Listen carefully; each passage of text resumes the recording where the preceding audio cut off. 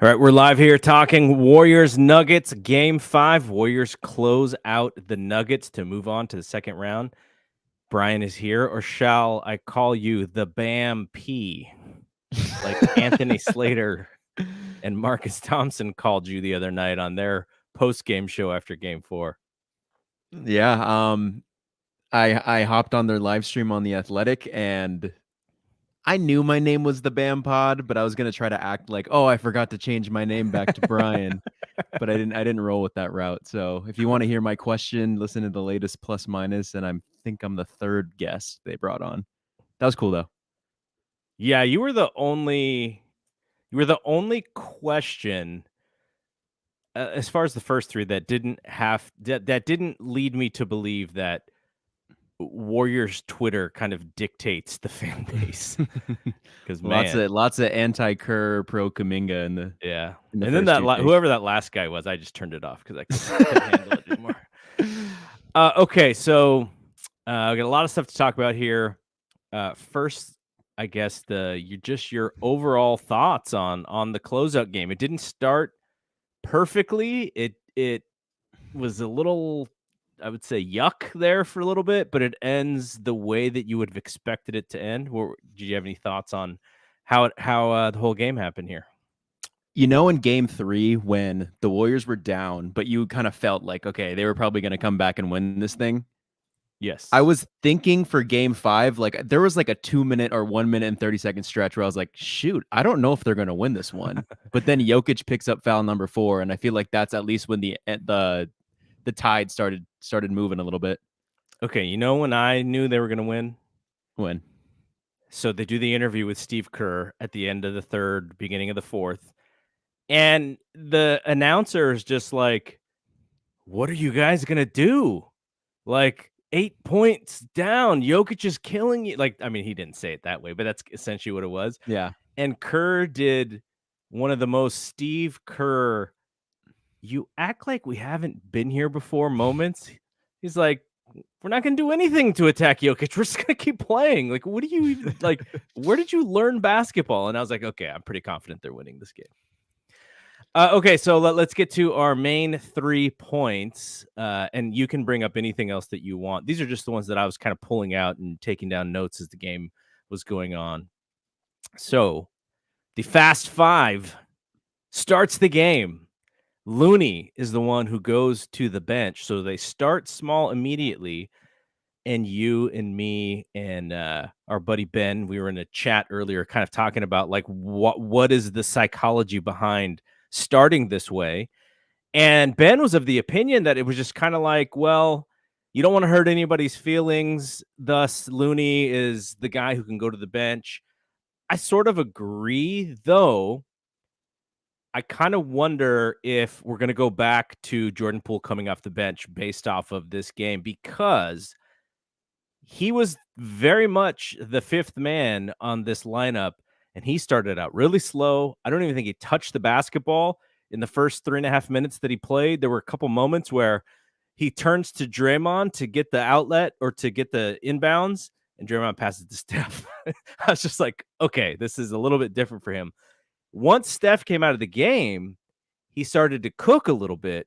But overall, I don't know. I think this was a little disjointed for him. And I think I mentioned this after game 2 or game 3 when he was just excelling. And I was saying, well, now he's got a target on him because the teams, they game plan Steph and they game plan Clay.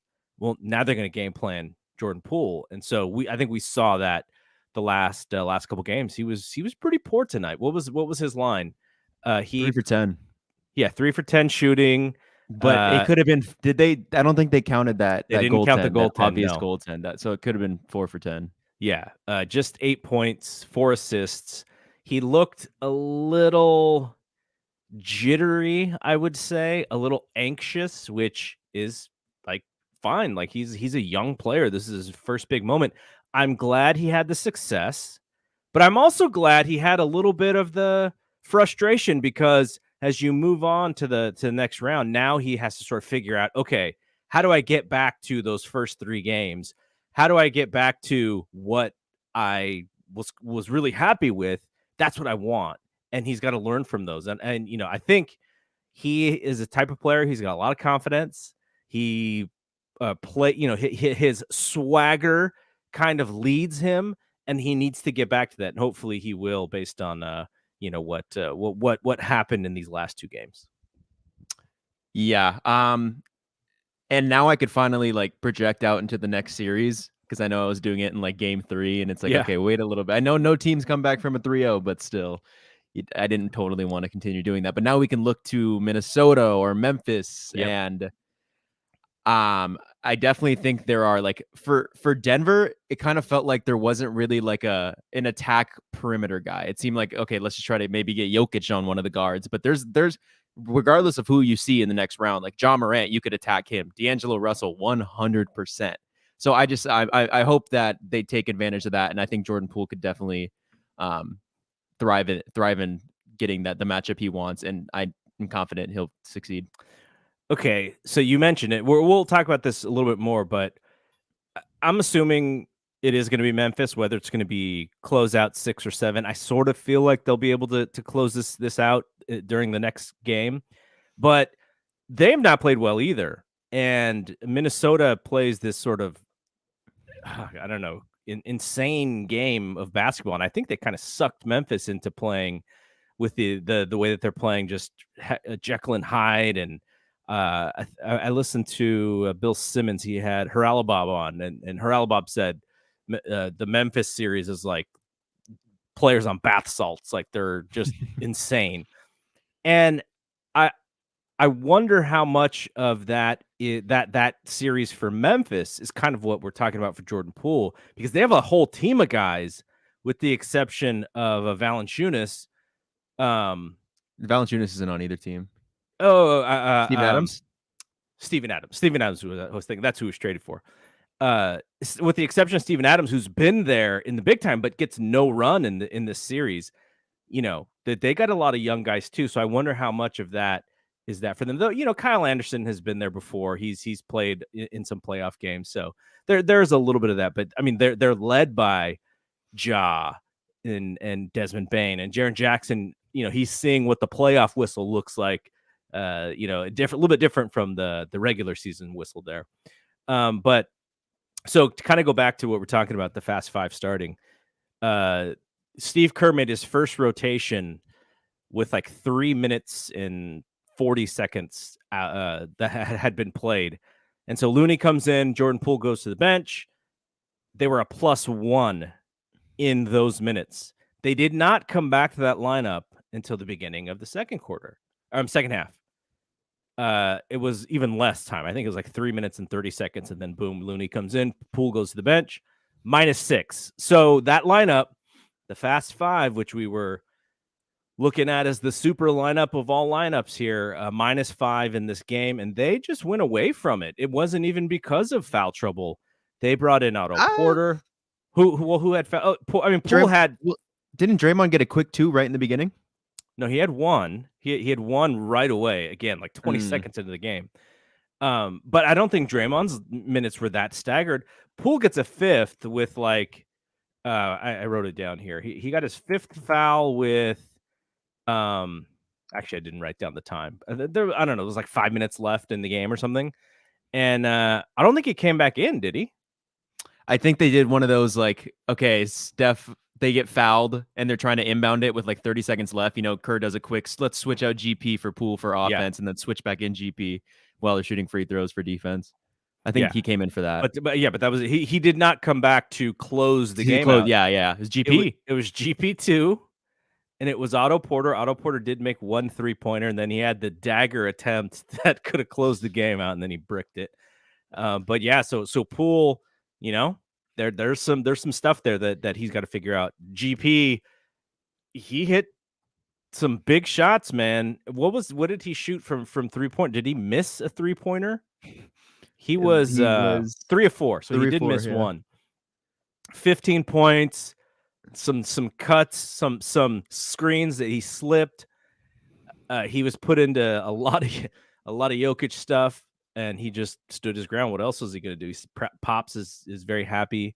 proud papa watching the game. I thought that was really cool. They kept showing him a lot of GP. a lot of GP. He needs to. I don't. He probably didn't know he was on TV. He's kind of letting the gut hang out there a little bit. I was like, come on, GP.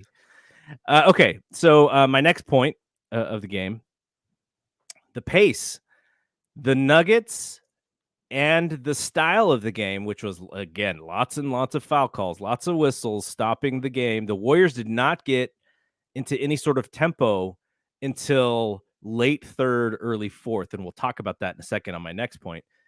But the pace very much favored the Nuggets. I thought that was really good on them to slow the game down. They figured out how to muck up the game. It was a lot of ugliness. It was all offensive rebounds. Really, it was missing shots because they didn't shoot very well. Getting the offensive rebound, then getting it to Jokic, getting it to Boogie, and getting those second chance scoring points. And kudos to them, because that is a way to beat the Warriors. The Warriors want to get out and run. They want to get out in space. They want to get guys in mismatches and attack those mismatches. And that was not happening for a lot of the game. The Warriors did have the lead for a lot of it. You know, let's not say that it was all Nuggets or anything, but you know, late in the first half, the Nuggets kind of took over, and then the whole third quarter into the middle of the fourth quarter, the Nuggets had the lead, and it was all because the Warriors could not get into any kind of tempo. And then when you have Jokic to bail out, you know, the defense, and Boogie was awesome today. They're just eating up the little guys, right? Because the Warriors didn't have anybody of size to really put a hand up. It was just trying to muscle. Draymond was trying to muscle those guys out of their position. But overall, if the game was 5 minutes shorter, it's a Nuggets game, but obviously it wasn't. Did you see anything that the Nuggets did specifically that caused that to their benefit, to how well they played, that caused the Warriors to not play well for a lot of that third quarter? I just feel like it was like maybe some matchup based. When Jokic comes out with 4 fouls, you put in Boogie. The Warriors go a little smaller, but they go Looney to match up with Boogie. Mm-hmm. Nuggets keep in Aaron Gordon, and then I think we either had in Otto Porter or Wiggins. So I don't know. That still feels like an even matchup when you think of like rebound ability, but that's kind of the lineup that when Boogie was in, they just kept getting offensive boards. There's like a possession where they got like 3 or 4 of them, and it ended with a 3. That was devastating. Because I'm trying to see here, but yeah, I think it was just like them putting in a specific lineup that caused those offensive rebounds. And you look at the box, Jokic has a tremendous game. 30, 19, and 8. He does have 6 turnovers, so they turned him over again like they did in game 3 and game 4. He was 12 of 18 shooting. He misses only 2 threes. Aaron Gordon had some energy out there, but also made a lot of terrible turnovers, like turnovers at the wrong time of the game. He also was 0 for 4 from 3-point land. The only player in the starting lineup who was they had 2 players who were positive in the plus minus were Will Barton and Aaron Gordon, both +2. Jokic was completely even. Jeff Green -13. You know, I think one of the keys in this thing, Monte Morris was so good in the last game, and I was surprised to see that he had 14. Like, I literally don't remember all 14 of those points. Bones Highland had a terrible game. He was 0 for 6 and got hurt there a little bit. Boogie, 19 points, 4 rebounds, but he was still a -2 in his minutes. So they were able to muck up the game for the Warriors, and you could sort of see by the Warriors box, Clay was this is his worst game, I think, in the playoffs so far. 1 of 6 from 3. Steph kind of like halfway through that game, I was like, oh, this is a bad Steph game. Ends up with 30, 5 rebounds, 5 assists, 5 of 11 from 3, and then misses those goofy free throws there at the end. He's like looking at his hand like he's a Shaq or something. But otherwise, rough, a little bit of a rough game for most of it there. All right, my last point, and then we'll get into some other things. Obviously played small. but they wouldn't attack the stupid centers with the high pick and roll until third quarter. I'm like, where, like, why not? Like, let's figure, like, we got Boogie out on the court. We got Jokic. Like, let's get them into action. And then finally they started doing it. And even the threat of it was getting Curry open 3-pointers. Like, there was like a moment where like GP would just sneak over because Jokic is guarding GP. He kind of doesn't even really set the screen, and Steph just kind of hovers in between the two men. They don't trap him, and he just shoots. He did that a couple times late in the third. I And think it he was was able also to, because he knew that Jokic had 4 fouls. So he knew that like Jokic wasn't going to go all out on the contest. Even though like when you look at it, like Steph Curry threes is like, oh my God, how'd you make that? There was a defender right there. But that one specifically, Jokic still had his hands up, decent defense, but Steph was like, I know he's not going to like try to do anything more than this because that would result in a 5th foul for him. So Steph just and tucked it. so I think Jokic, gosh, he had gone out of the game with his 5th foul. There was like 8 minutes left. It was like 8 something. And then he came, it was 8:19, picks up his 5th foul with 8:19. He hurts his hamstring, or his hamstring was tight or something. And so I'm just like, okay, let's go right at him. And still, they didn't, they didn't really blatantly go at him. I guess it's because what Kerr said at the end of the third, oh, we're not going to really do anything different. And but you notice though, Steph just kind of waited. There was a couple moments there where I was like, oh, does he know that the shot clock is at like 6? And then he just waits and he waits and he waits, and he goes left hand and scores, and then he does the night thing again. But yeah, it was a little frustrating because they wouldn't do it, and then they finally started to do it, and it really got them that lead. So I don't know. Do you wish that they would do a little bit more of that stuff, or are you with Kerr in this whole basketball has energy, and we're gonna play the game the right way and all that stuff? I definitely think both sides are right, but of course, like, I mean, Steph drove and then got Jokic the 5th foul. Like that was because of a drive.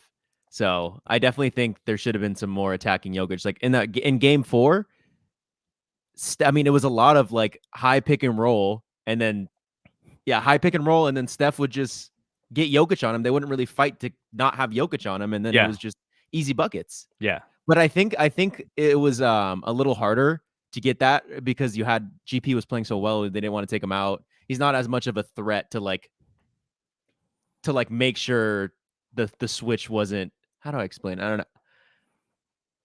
Like I don't know. In game 4, who was that closing lineup in game 4? I already forget.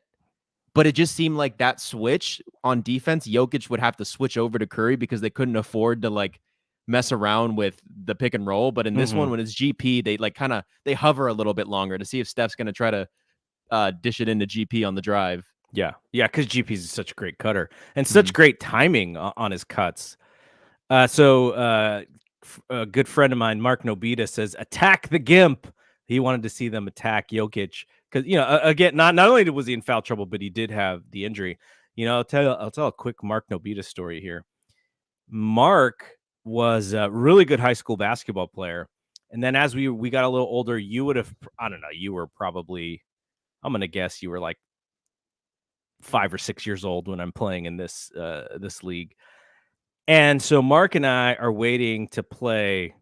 I think we were like in the championship, or it was like some important game.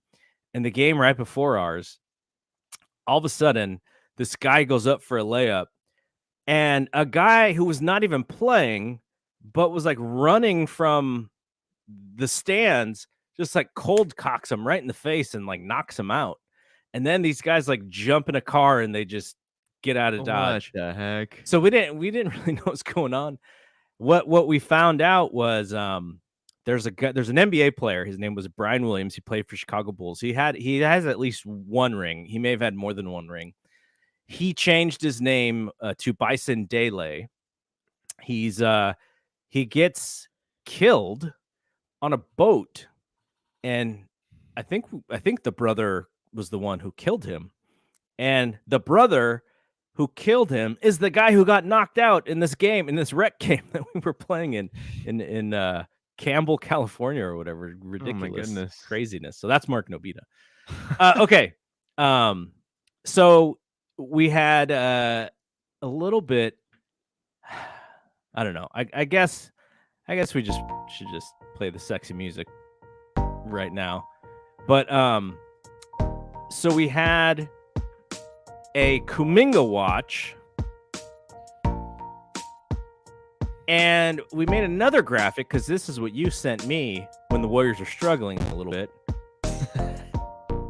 So Kuminga comes into the game, and let's turn off the sexy. Yeah, no more sexy music. And so he comes in, and we're thinking, let's run some action. Draymond gets him an alley-oop right away. I think it was Draymond got him an alley-oop right away. He gets another one, but then the Nuggets turn it on us, and they go, okay, you're going to use this rook out here who's just tons of energy and running up and down the court. Well, in this slow action game that we have, because they couldn't get out and run, we're going to make him play our game. And it was isolation with Jokic and Kuminga. And then there was even a moment where the ball swings out to Kuminga, and Kuminga's got one-on-one. And I feel like he just maybe should have shot the three, but he's like, nope, I'm going to go right at him. And he tried to do something, but he's like under the basket, and he just gets a shot block. So there was a couple of good things that he did, but he did not energize the team like they thought he was going to, or like the reason why he put him in the game. And they went away from him pretty quickly. So Jonathan Kuminga, do you have any line here for your friend Kuminga? His stat line? Yeah. He played for 5 minutes, 4 points, 2 for 4, -2, and had no other stats. So no rebounds, no assists, no rebounds, steals. no assists, no free throws. It was just those 2 or 3. Yeah. So you know who didn't play for the Warriors? No Bielitsa.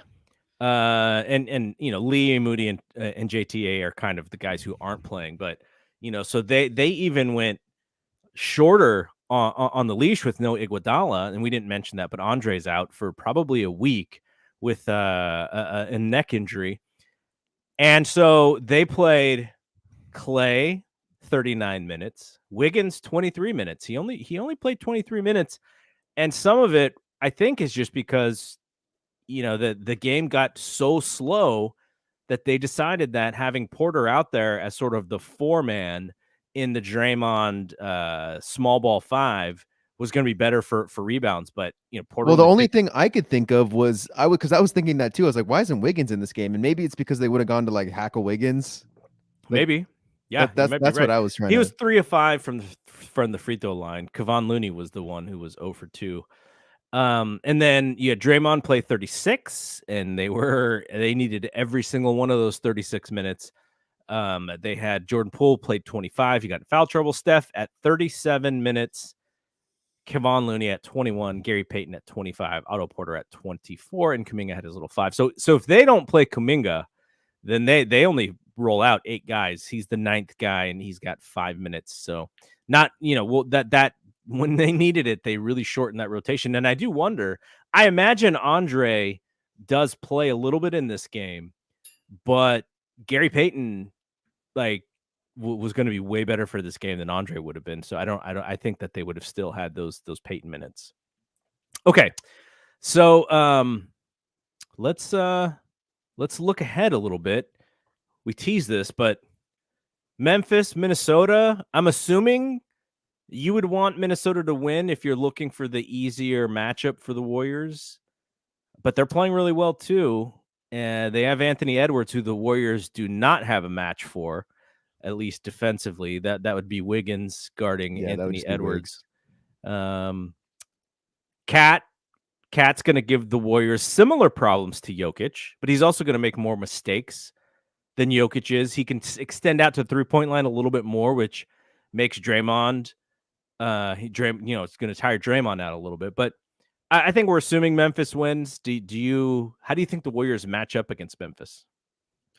We have 4 regular season games, and first game it was like the 5th or 6th game in the season, or it was pretty early in the season, and they lose in overtime. No Clay. Second game we went to, they won. Yeah, that was a really good game too. Really good game, and they didn't have a lot of people, it felt like. And I know there wasn't Clay. Curry had 46 on that night. Yeah. Game 3. Oh my goodness, I'm starting to forget these. Game 3, Clay was back, no Draymond. And then game 4 is where they sat like everyone except for Poole. They got blown out in game 4. Yeah. So Ja's point totals in those 3 out of those 4 games, he was leading scorer 30, 21, 29. Steph was leading scorer 36, 46, 27. I think the most intriguing thing to me is they are going to have to figure out their 5-man, right? Steven Adams probably can't really play in this series either. I don't think. I could see them starting him though. They may. Because Cat completely like dominates Steven Adams, but I could see Steven Adams getting more run in this series. You know when he'll play, and they may even do this purposely. Like Looney's in or something. When Looney's in, they may match Adams with Looney, and I think the Warriors will be happy with that because then they can attack him in the same way that they attack Jokic, and then they sort of force him to the bench. Jaren Jackson Jr. has to stay on the court. I think if he's playing, he's a bit of a problem for the Warriors defensively. Obviously, Ja is a giant problem. Desmond Bane versus Clay and that wing spot, I think, is the most intriguing matchup after the Ja Steph matchup. Gary Payton is a big part of this lineup. If it is Memphis, though, because they like to play him with Ja. And I wonder if that would cut into Poole's minutes at all. I know Gary Payton, 20? Yeah, you already said it, 25 minutes tonight, especially going into the next series is honestly, to me, he made a point that he needs to definitely be playing a lot more. And especially in these next 2 series. I think I said it last pod, but I was like, at what point how quickly does Gary Payton come into the game? Because out of all the games we've seen, even though the Warriors have never been fully healthy, in game 3, when they were in Memphis, Wiggins was getting demolished by John Morant just because ever since Kelly Oubre left last year, Kelly Oubre was kind of like their best guard defender since Clay was out. Wiggins was the best wing defender. I still think Wiggins is the best wing defender. I don't think he's even that good at guards, but since Kelly left, they had to trust Wiggins at a lot more guarding the guards. Ja killed him, absolutely killed him. And then Gary Payton came in and actually kind of shut down Ja for a while. So I wonder how quickly they'll go to GP. And Memphis hasn't won yet, but I'm kind of with you. I think they'll win. I think for that series, though, if it is Warriors, Memphis, I think they'll go Desmond Bane on Poole, Dylan Brooks on Steph, Ja on Clay. So I wonder if you could just get Clay cooking or something, just a couple post ups and little fadeaways. That's what I would think. Because if they put Ja on Poole, I gotta think Poole just gets by him every time. Yeah, I mean, it's going to be an exciting series. Memphis has been a tough matchup going all the way back to last year and the play-in game. It's been a rough one. The Warriors, I kind of feel like the Warriors will figure out a way to create a little frustration because of that. Give themselves a reason to be mad at Memphis. And yeah, I think it's going to be a good series. Now, if Minnesota beats them, I still think it'll be a good series. I think the Warriors just have too much veteran playoff experience, and Minnesota has none essentially. So Bev, you keep sleeping on Bev, man. Bev's been great in this series. I think he's been great. Cinderella. That's who Bev is, though. Right? Oh, what the heck? Come on, Siri. Pat. Okay, let's look at this. Pat Bev. Okay. Can we look at Pat Beverly's career here? So I remember Pat Beverly on Houston is what I. But he was on the Clippers too, right? When the Warriors were playing 2019 first round. Of course, ESPN doesn't make an easy way to look at career stats. Where's my basketball reference when I need it? The OG. Okay, so you're right. He plays his first 6 seasons in Houston, then 4 seasons with the Clippers, and then this season in Minnesota. And the furthest he's gone in the playoffs would have been last year Western with the Conference Clippers. Finals. They played 17 games. The previous time before that was the 2016 Houston Rockets. I think they made it through 2 series. So like Pat Bev, for all of the accolades, and he's he's a good defense player. He's really good for firing up your team as well. He's kind of the inspirational leader, sort of like a Draymond. But I mean, he's a career 41% shooter in the playoffs. I'm not saying he's like this great like player. I just think that he's I just don't think he's like a bad player. I feel like you think he's just like a bad player. He's not. No, he's not a bad player. He will frustrate certain guys on the Warriors for sure. But is Pat Bev going to play 40 minutes against the Warriors in a playoff series? Probably not. If he doesn't like foul out, I definitely think Minnesota trusts him a lot. I think that Pat Bev throughout his career has kind of played like it's kind of cheesy, but he's kind of been like a little brother on teams. Where the Clippers, he's little brother to Paul George and Kawhi, and I feel like now he's on this younger team where he kind of has to be like the big brother and the mentor. And I feel like it's been entertaining to watch, and it's been an entertaining series. I think we were texting in the chat and saying like, I was telling Obi, I was like, this just feels like the least veteran-led series with so many dumb mistakes. And I forgot where I saw it, but I was like, I found the perfect word that decibes this series is just like a drunk series. Well, or bath salts like Haralabov. Yeah, that one too. But what else is there to like look into? I feel like we should. I know we were looking ahead. I feel like we should just take like 15 seconds and just applaud what's about to be the league MVP, man. I think if you really look back into like this dynastic run that the Warriors had, including this year, like I feel like Jokic is like top 3 guys they've ever played in a series. I'm thinking LeBron 2015 was the best, maybe KD 2016, and then Jokic. Oh, that's a good one. I was trying to think back really quick because I just thought of it, so I don't know who. There were some Harden moments there, but he would always come up in the end, and he would just not play well. Yeah. But Jokic and LeBron for 15, 16, 17, and 18, he was awesome. But they were just in 17 and 18, they were able to match him because they had KD.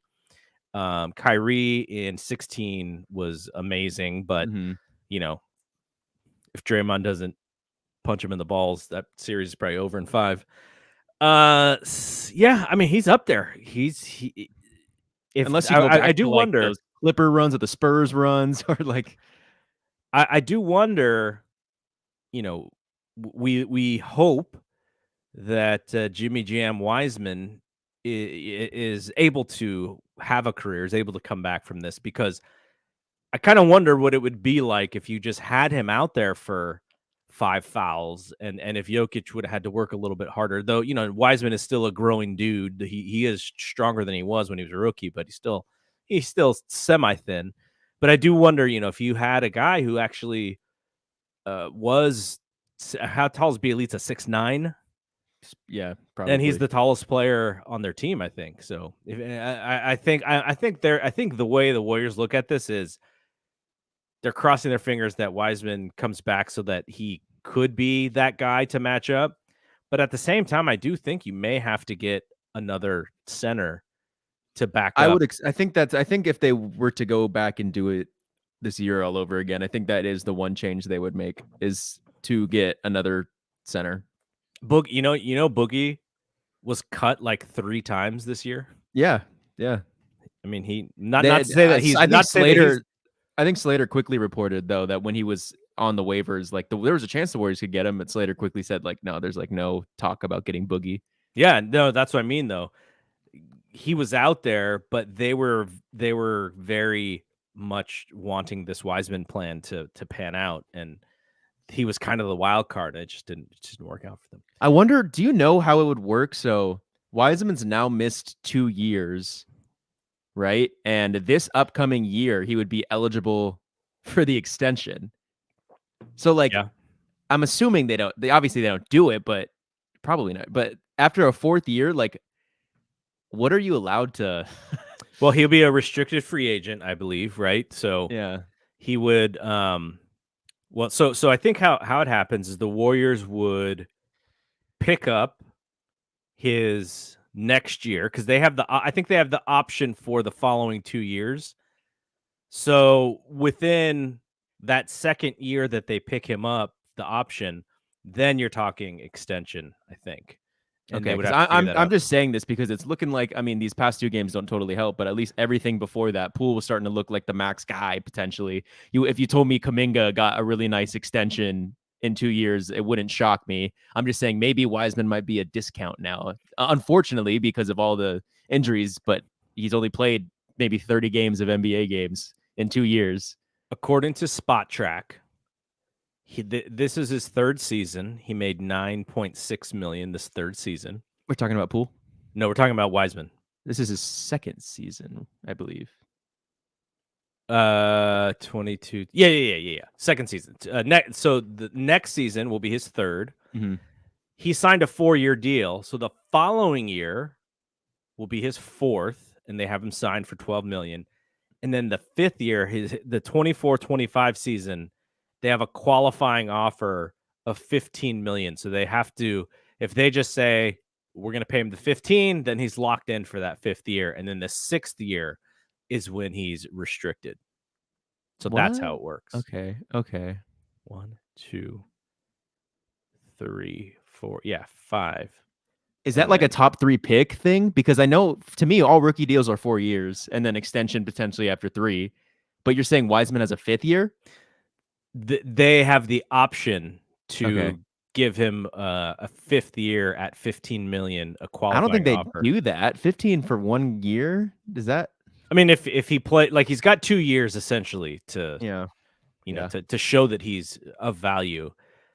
If they say no on the qualifying offer, I think Does he become then he unrestricted? becomes a restrict. Okay, Actually, restricted. that's what I don't Yeah.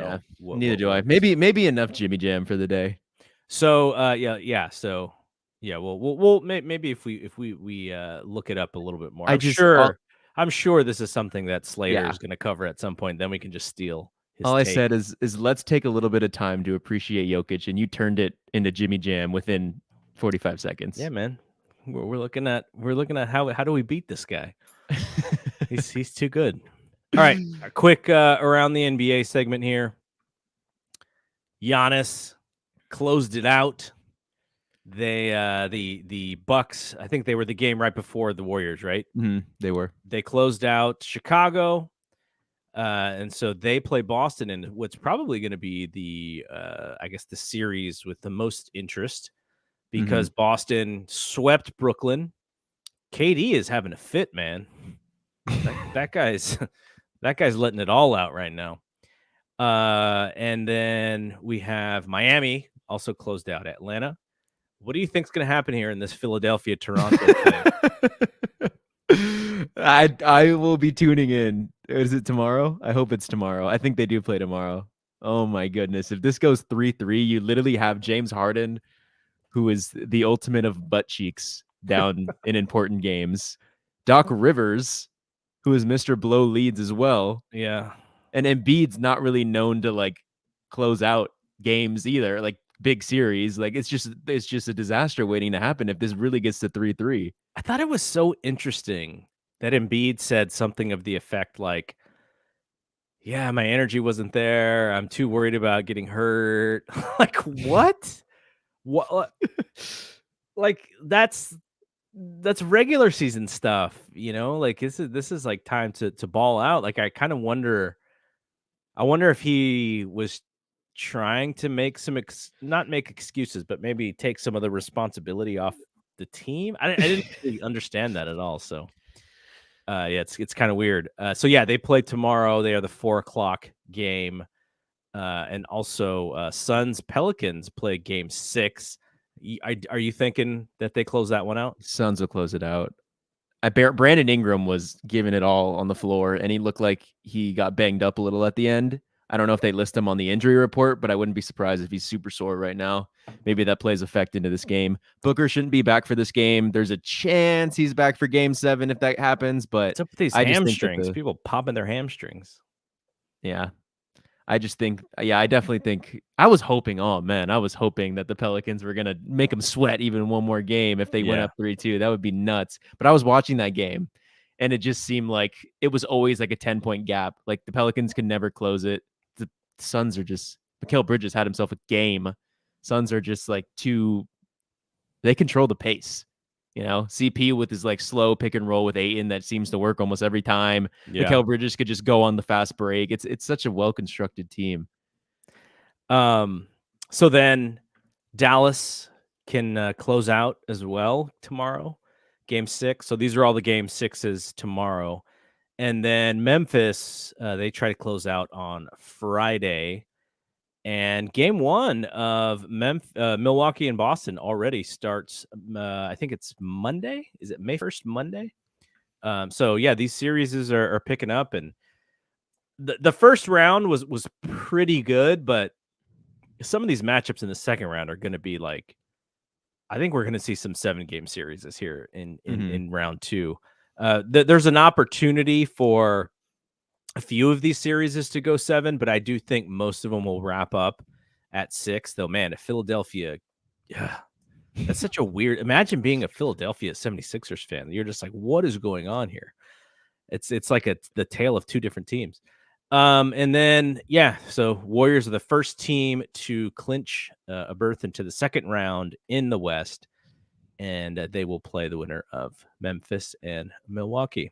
All right. Who do you think's the next one to join them? Is it Memphis or Phoenix? I think it's going to be Phoenix, and I think Dallas too. I think both of those teams clinch tomorrow. I definitely think Utah essentially threw in that white flag last Especially game. If Donovan Mitchell, he's talking about his hamstring or whatever his injury is. Like, yeah, that's I think that's going to be a done deal. Luka's pretty fresh too because he didn't play for those first 3 games. All right, so last thing here before we get out of here, 49ers have a little bit of a situation going on with Deebo Samuel, the Red and Gold Standard podcast. I think they're going to be doing some stuff this weekend for the draft. There'll probably be an episode, I'm guessing, after the first couple of days of the draft, especially if something happens tomorrow. But you were of the prediction that Deebo was a goner, and now you've kind of come back a little bit and think that Deebo's going to stay with the 49ers here. There was some crazy Jets offer this morning with a bunch of picks and Elijah Moore for Deebo, but I kind of hope that they call his bluff and they figure out how to work it out before camp. I think that's my one fault in rooting for my home team in sports, or just like any. I'm just a sucker for like prospects, and I mean, in the Giants farm system, I'm always checking up on Luciano, on Hunter Bishop, on all those young guys that are in the farm system for the Warriors. I can't continue to say it more how much I want to see Kuminga play. And for the Niners, I was like, oh, you're telling me there's a chance we could pick in the 10th in this NFL draft? Like, that just sounded fun. But it definitely was mixed with like that, and then also mixed with Deebo is like upset about there being any type of speculation, yet he doesn't want to give us like any clarity, so it just leaves us up to speculation. So that was kind of annoying. And then there's that video that surfaced where it seemed like he was going, like he was cutting off, like he was saying no to the Niners when that guy at the bar bought him like that screen or whatever. It was just that mixed with that, and I was like, all right, get this guy out of here. But today I'm now thinking that they might call his bluff. I hope so, because he's under contract to them. Now, he could obviously hold out. That hurts his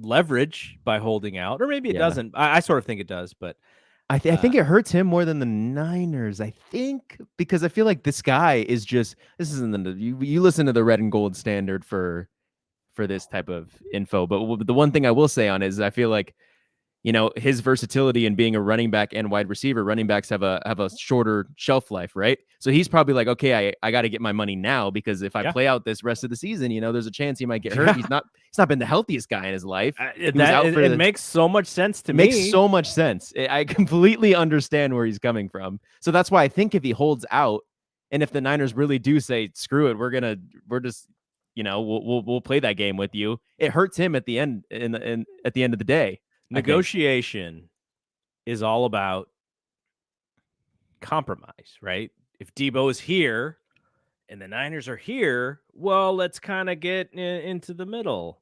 Mm-hmm. And hopefully they do get that. It's all about guaranteed money. It's whatever that number is. All these deals where they say, oh, it's $100 million deal. It's really only what the guaranteed money is, because everything else is in these like bonuses that they may not reach, especially if they get hurt, which football's a violent game. So I'm with you. I hope that they stay pat and that they can figure out the Debo situation. Can they figure out the Garoppolo situation? That's the thing, though. It's completely gone under the carpet since his Jimmy G's like, lick about Debo. Jimmy G. Yeah. Thanks, Debo. I'm no longer the talk of the town.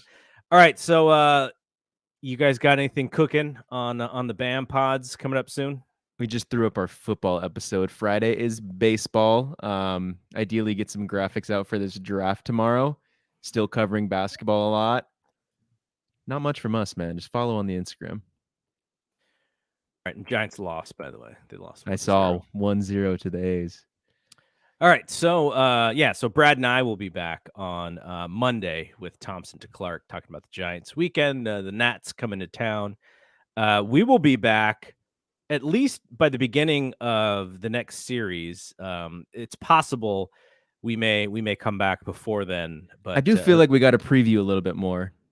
We can. I think I may have to start digging through some numbers and such. Especially once we know who our opponent is. Yeah. We can definitely do that. But and then Red and Gold Standard will be up with something this weekend based on the draft. So busy time for BSPN, the Bay Area Sports Podcasting Network. So check out the BAM Pods on Twitter and the BAM Pod on Instagram, and go find their show. The BAM P on the Athletic. and the BAM P. So funny when Marcus was like, the BAM P is interesting. It's funny. All right, so I'm Double G for Bry. We'll see you when we see you. Peace out.